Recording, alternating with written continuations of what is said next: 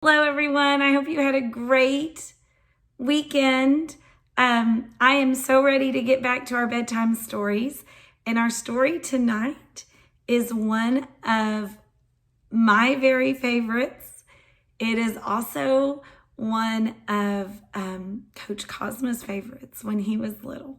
So I hope you enjoy it.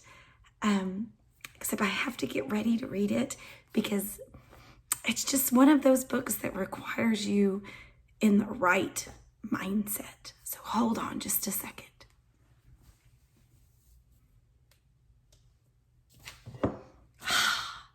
Now I'm ready. I'm in my wolf's boot and I am a wild wolf. Like Max in our book tonight, Where the Wild Things Are by Maurice, Sendak. Here we go. Where the Wild Things Are.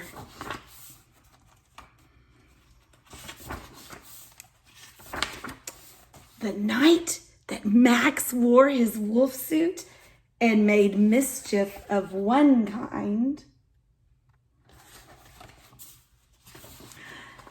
and another,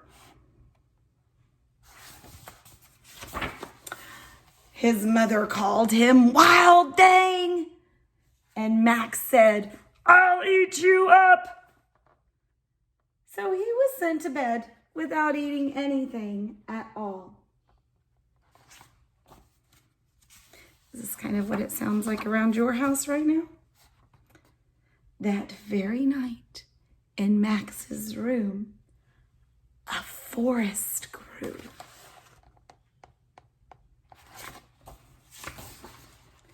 And grew. And grew until his ceiling hung with vines and the walls became the world all around. And an ocean tumbled by with a private boat for Max, and he sailed off through the day and the night. And in and out of weeks, and almost over a year, to where the wild things are. Do you know where the wild things are?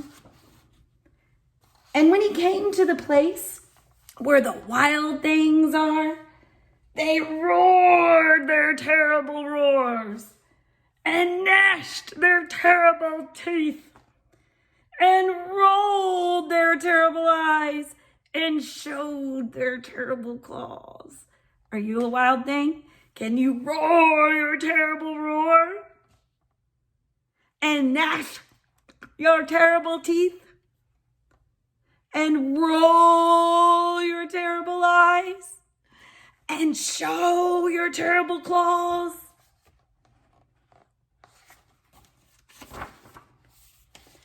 Till Max said, "Be still," and tamed them with a magic trick of staring into their yellow eyes without blinking once.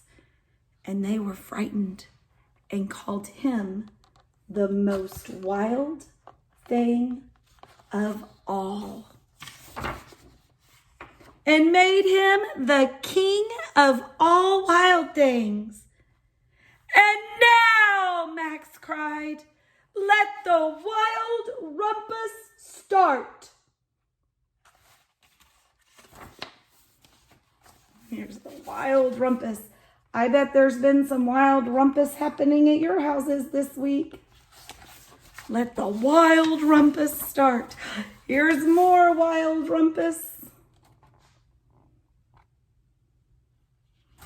Let's see what happens to Max. And more wild rumpus.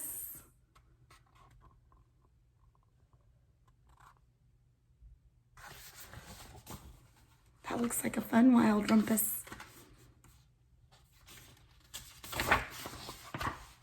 "Now stop," Max said, and sent the wild things off to bed without their supper.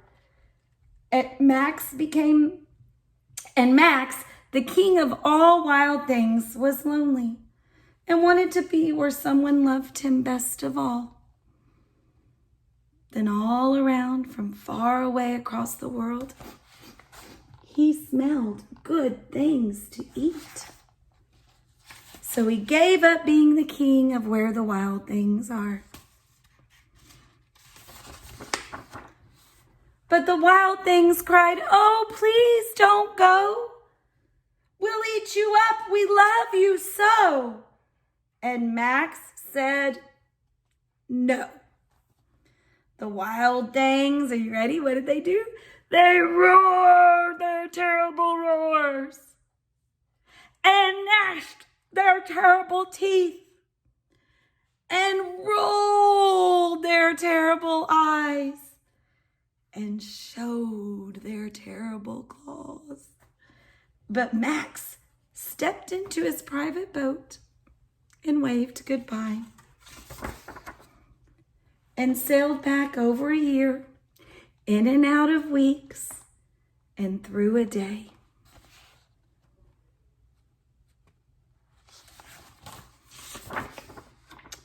And into the night of his very own room, where he found his supper waiting for him.